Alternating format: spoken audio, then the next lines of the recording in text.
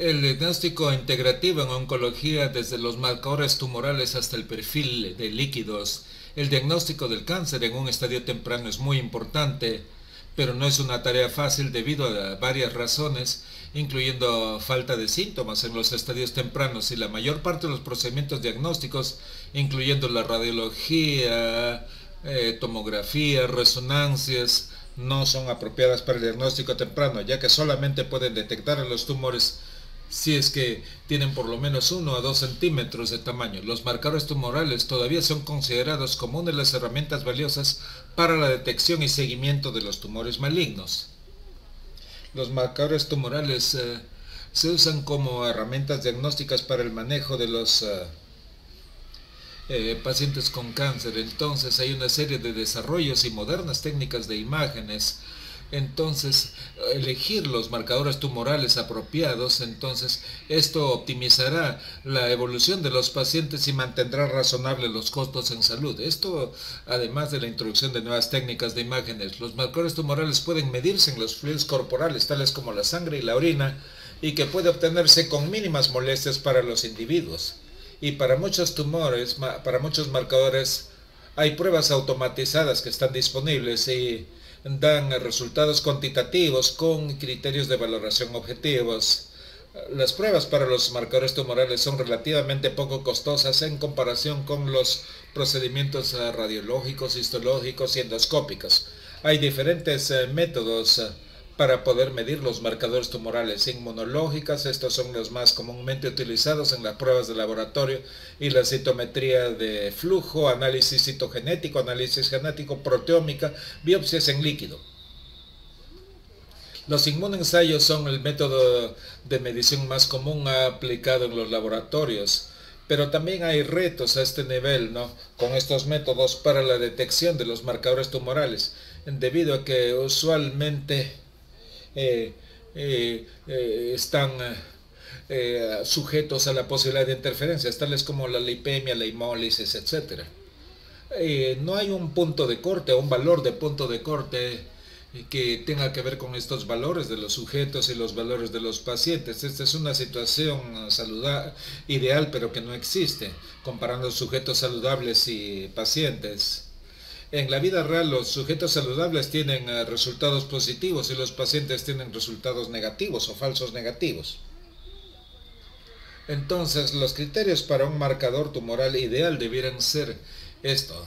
Deben tener fácil y rápidamente mensurables en los fluidos corporales, y deben tener alta especificidad, alta sensibilidad. No deben estar presentes en enfermedades no malignas y sujetos saludables. La sensibilidad debe ser alta, deben ser detectables desde el inicio de la enfermedad. Entonces, deben ser específicos para correlacionar con las masas tumorales y el pronóstico. La calibración exacta de los marcadores tumorales. Esto es muy importante, utilizando estándares internacionales. Debiera haber estándares internacionales y calibradores que estén disponibles para la calibración de marcadores tumorales, y debe utilizarse anticuerpos apropiados para estas pruebas de marcadores tumorales, y los diferentes métodos para el uso de estos marcadores tumorales tienen que evaluarse objetivamente utilizando un control de calidad interno y evaluaciones externas de la calidad y pruebas de proficiencia. Los estándares internacionales y las referencias no están disponibles para algunos marcadores tumorales, tales como el CA125, el CA15.3 o el CA19.9. Y de acuerdo con la disponibilidad de los estándares de referencia, entonces pueden obtenerse esto en diferentes laboratorios, puesto que se usan diferentes métodos y esto puede ser variable. Para la alfa-fetoproteína, entonces hay un estándar internacional, y debido a entonces estos niveles pueden usar diferentes métodos en diferentes laboratorios, pero tal como se ve en la diapositiva, están muy cercanos entre sí. Como la alfa-fetoproteína es una estructura de una sola proteína, entonces la calibración de todos los métodos se utiliza contra el mismo estándar internacional. Sin embargo, a diferencia del alfa-fetoproteína, los antígenos de cáncer C19-9 no tiene calibrador internacional y debido a esto, los resultados obtenidos en diferentes laboratorios con diferentes métodos, los valores promedio muestran variaciones muy grandes que van de 66, 57, 600 o más. Entonces esta desviación estándar o estos coeficientes de variación también muestran entonces una varianza muy grande debido a que no hay un calibrador de referencia estándar para estos marcadores tumorales. Entonces también hay factores que causan resultados falsos negativos en los niveles séricos de los marcadores tumorales. Entonces podemos decir que algunos marcadores tumorales son expresados en una forma insuficiente solamente en algunos tumores, pero no en todos los tumores. Y a veces hay una insuficiente circulación de la sangre en el tumor. Y estos marcadores tumorales a veces producen complejos inmunes, autoanticuerpos, y en este caso no pueden medirse. A veces los marcadores tumorales son degradados rápidamente y nuevamente su medición no es posible. Entonces, algunos marcadores tumorales también se elevan en algunas condiciones benignas y en esta diapositiva vemos que la alfa-fetoproteína, la subunidad beta de la gonadotropina tiroides, el antígeno de carbohidratos, el antígeno carcino embrionaria, el CA125, el PAP, el PSA y el antígeno prostático específico también pueden estar asociados en condiciones no malignas. Esto por este tipo de variaciones y esto hace entonces que ya no se utilicen para la detección de malignidades o que no se usen con tanta frecuencia. Idealmente debería haber un marcador tumoral para todos los tipos de cáncer y para cada uso clínico, pero eso no existe en la vida real. Entonces, aún así es posible utilizar marcadores tumorales y aumentar el desempeño diagnóstico y pronóstico combinando múltiples marcadores tumorales, midiendo múltiples marcadores tumorales en diferentes momentos y a veces también podemos medir marcadores tumorales y combinarlos con otros procedimientos tales como el antígeno CA125 para la detección de malignidades ováricas, por ejemplo, combinarlo con la ultrasonografía. Hay que tener cuidado de utilizar el mismo método y es importante también evaluar las condiciones de la paciente, tales como falla hepática, falla renal y condiciones inflamatorias. Este desempeño de los marcadores tumorales puede mejorar introduciendo la cinética de los marcadores tumorales. En lugar de medir los marcadores tumorales en un punto aislado en el tiempo, es muy importante entonces evaluar la tendencia de los marcadores tumorales en un periodo definido de tiempo y los momentos de tomas de muestra de sangre son muy importantes. Por ejemplo, cada vez antes de la administración de un nuevo ciclo de quimioterapia. Es allí donde puede hacerse estos marcadores. Y también es importante seguir los resultados y comparando con los resultados previos. Por ejemplo, para los tiempos de duplicación de antígenos específicos en pacientes con cáncer de próstata. Esto es muy importante. La combinación de dos o más marcadores tumorales puede mejorar el desempeño diagnóstico y pronóstico. En los subtipos de cáncer pulmonar, el péptido liberador ha sido analizado, por ejemplo, junto con el antígeno carcino embrionario, el CIFRA, y esto puede utilizarse. Y en cuanto a los péptidos de procrastinación y liberación, esto puede utilizarse para monitorizar a los pacientes que tienen cáncer de pulmón a células pequeñas, la evolución. Entonces, el C19-9 y el carcino embrionario pueden utilizarse en los pacientes, el CIFRA 21-1 y el carcino embrionario en el cáncer de pulmón a células más pequeñas. El carcino embrionario, el CA19-9, puede medirse en la detección del carcinoma colorectal. El CA125 y el HE4 puede utilizarse en el cáncer de ovario. Entonces, los marcadores tumorales pueden ser útiles para el tamizaje, determinación del riesgo, diagnóstico, pronóstico, monitorización de progresión de la enfermedad y seguimiento y aún para determinar el estadio clínico de los cánceres. En la práctica, unos pocos marcadores han ingresado al uso de rutina y han sido validados y estas son la prueba de sangre oculta en el cáncer colorectal, el antígeno prostático específico en cáncer de próstata y la alfa-fetoproteína para el cáncer hepatocelular. Entonces, el tamizaje del cáncer de próstata, en caso de que no haya un nódulo palpable en la próstata y si el PSA está entre 2 y 10 nanogramos por mililitro, el clínico, el urólogo, no puede distinguir con confiabilidad entre el cáncer de próstata y la hiperplasia prostática benigna, sin que realice una biopsia invasiva de la próstata. Sin embargo, la medición del PSA total, el PSA libre y la relación entre el PSA libre contra el PSA total, estos ayudan a diagnosticar el cáncer de próstata. El PSA libre en relación con el PSA total más bajo, tanto mayor da la probabilidad de cáncer de próstata. En el estudio clave realizado por Catalona y colaboradores, la medición del PSA libre de esta relación redujo las biopsias innecesarias en un 20%, y esto ha sido confirmado en otro estudio, el modelo de Estocolmo, que incorpora el PSA libre con una serie de otra información para evaluar el riesgo, como una prueba de tamizaje más sensible y específica antes que la comparación con solamente la medición del antígeno prostático específico. Entonces, el diagnóstico de los cánceres solamente basado en los marcadores tumorales. Entonces, en los pacientes que tienen cirrosis hepáticas, la alfa-fetoproteína es más de 200 microgramos por litro, y si hay una masa hepática más de 2 centímetros de diámetro y con un hígado cirrótico y con imágenes características en los estudios multifásicos, esto sería suficiente para establecer un diagnóstico de carcinoma hepatocelular. Y esto ha sido reconocido por la Academia Nacional de Bioquímica Clínica, y ya no se recomienda una biopsia. Y la alfa-fetoproteína, estos niveles son de valor limitado, de uso limitado, si es que se quiere diagnosticar lesiones que sean menores de 2 centímetros de diámetro. Y el diagnóstico de los cánceres sobre la base de marcadores tumorales, aquí tenemos otro ejemplo.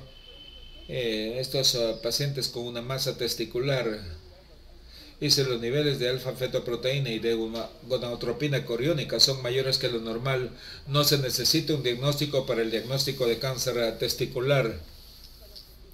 Y la orquiectomía es el siguiente paso a tomar.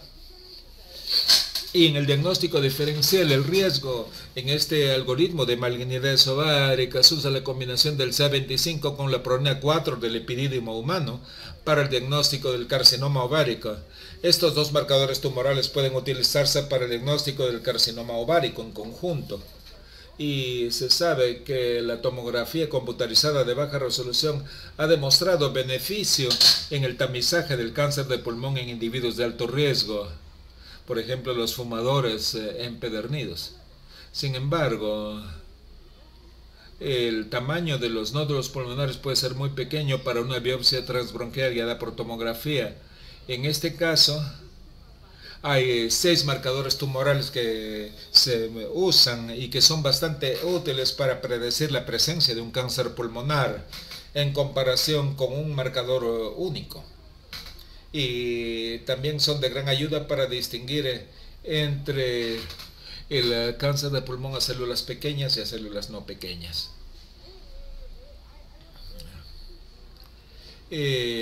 Menciona aquí un caso clínico: mujer de 56 años, no fumadora y sin hábitos tóxicos, llega al departamento de ginecología debido a una masa abdominal detectada en la ecografía. Los marcadores tumorales se hacen en esta paciente y en CA125 la proteína del epididymo humano también está muy elevada, por encima de los niveles normales. Entonces la idea es descartar un falso positivo con estos marcadores en esta magnitud. Después de esto, los marcadores tumorales fueron evaluados en comparación con la información clínica y con las imágenes diagnósticas, y en este caso todo indicó que se trataba de una malignidad ginecológica y fue un cáncer de ovario seroso papilar en estadio 2. Ese fue el diagnóstico de esta paciente. Después del diagnóstico, la paciente fue a cirugía y quimioterapia. y la positividad de los marcadores tumorales al inicio del diagnóstico indican que pueden utilizarse también para el seguimiento y establecer un pronóstico. Después de la cirugía, el CA125 y la H4 se redujeron globalmente en forma significativa, indicando una buena respuesta al tratamiento, y durante la remisión fueron de vuelta a lo normal y estaban en todo caso en los valores más altos de referencia, pero luego empiezan a elevarse nuevamente. Hubo 2 aumentos consecutivos de un 25% en relación con los valores anteriores. Entonces esto corresponde a una recaída. La biopsia en líquidos. Similarmente a las células saludables, las células de cáncer primaria y metastásicas liberan fragmentos de ADN y células tumorales al torrente sanguíneo, al igual que a otros fluidos corporales. El ADN circulante, el ADN tumoral circulante, tiene los mismos defectos genéticos que el tejido tumoral, y estos defectos genéticos tienen que ver con el ADN tumoral circulante, que son idénticos a los identificados en la fuente del tumor y están completamente ausentes en el ADN circulante normal. En cuanto a las pruebas con biopsias en líquido, si es que no hay marcadores tumorales disponibles, por ejemplo para los sarcomas, o a veces los marcadores tumorales están menos establecidos, como sucede en el melanoma, pero la biopsia en líquido debe entonces ser sensible, específica, repetible, rápida, de buen costo, y debe ser utilizada con métodos automatizados. Y los marcadores globales en biopsia líquida, estos han generado $634 millones en 2017, y esto ha subido a cerca de $4.000 millones para el 2023. Entonces, como todos sabemos, el cáncer es una enfermedad genética, y en algunas personas hay marcadores de riesgo hereditarios que pueden generar la propensión a desarrollar algunos cánceres. Por ejemplo, a tener BRCA1 y BRCA2, estas mutaciones, entonces pueden generar el desarrollo de cáncer de mama. Hay algunos marcadores genéticos que van con mutaciones y que también pueden utilizarse para predecir la respuesta a la terapia. Por ejemplo, la amplificación del gen de HER2 puede utilizarse para predecir la respuesta a una terapia anti-HER2. La mutación KRAS puede predecir la resistencia a la terapia anti-EGFR.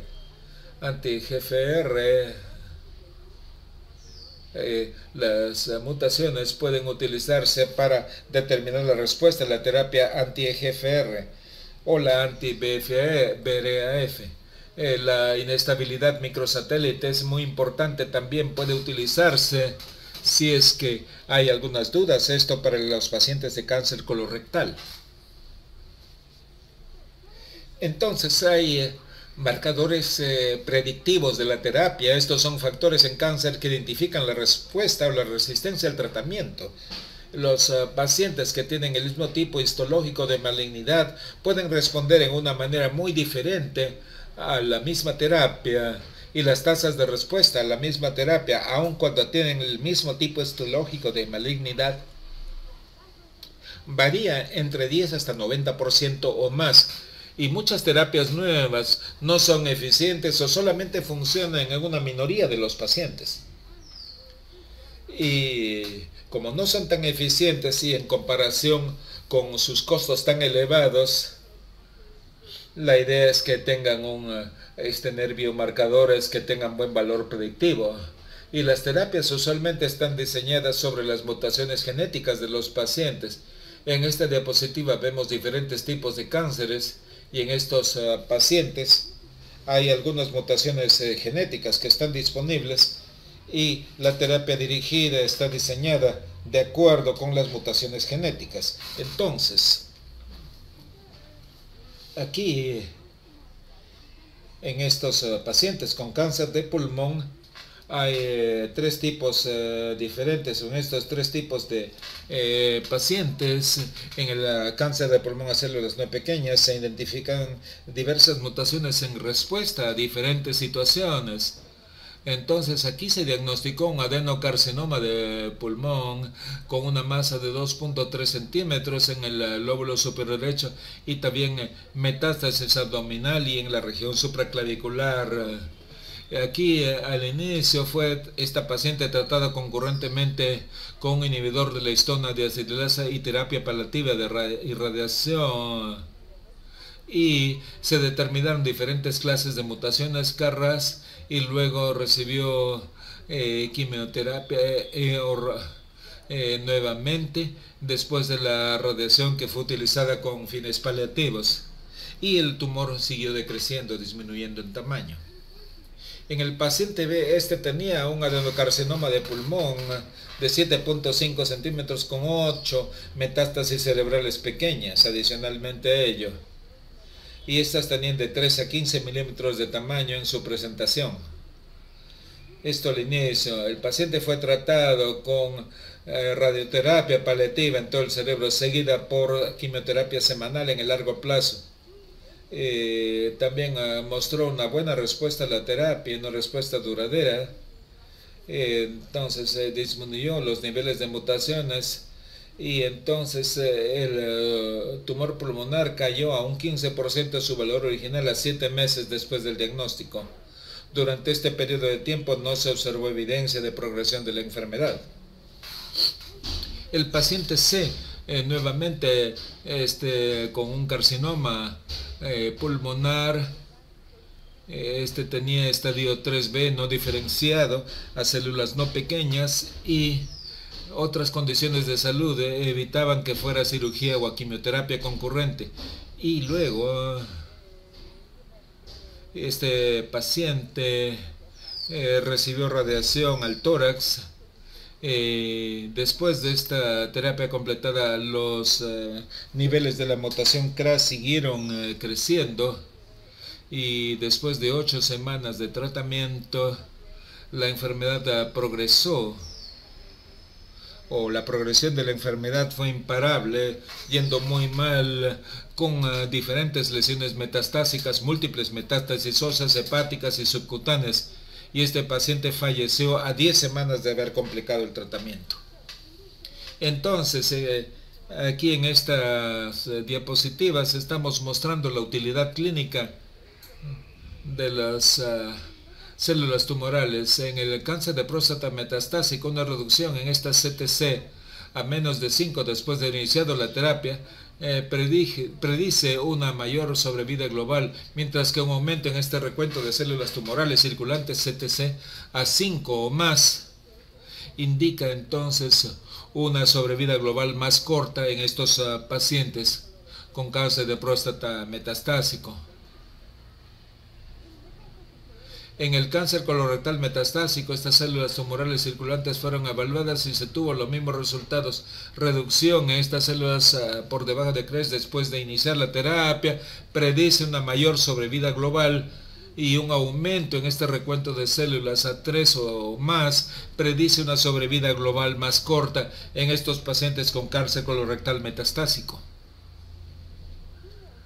Entonces, los marcadores tumorales aún representan una herramienta diagnóstica conveniente y costo efectiva para el manejo de diversas malignidades, y la combinación de diversos marcadores tumorales, mediciones seriadas y incorporar nuevos marcadores tumorales puede mejorar entonces el rendimiento del diagnóstico y también del pronóstico. El ADN circulante del tumor y las células tumorales circulantes con marcadores tumorales indican que deben preferirse en los pacientes con marcadores tumorales que no están elevados, y esto justificaría los mayores costos de diferentes pruebas. En el futuro, el diagnóstico molecular será cada vez más importante en los pacientes en los puntos de toma de decisión, pero los marcadores tumorales pueden ser útiles para evaluar el riesgo y continuar entonces la evaluación de desencadenantes para elaborar más pruebas y quizás más costosas, tales como imágenes, pruebas moleculares en busca de nuevas mutaciones. La dirección futura de los marcadores tumorales y su integración con otras modalidades de diagnóstico, tales como las técnicas modernas de imágenes y de radiología, los desarrollos recientes en el diagnóstico molecular y otros biomarcadores emergentes, avanzará el desempeño del diagnóstico y mejorará entonces el manejo de los pacientes. Muchas gracias por su amable atención.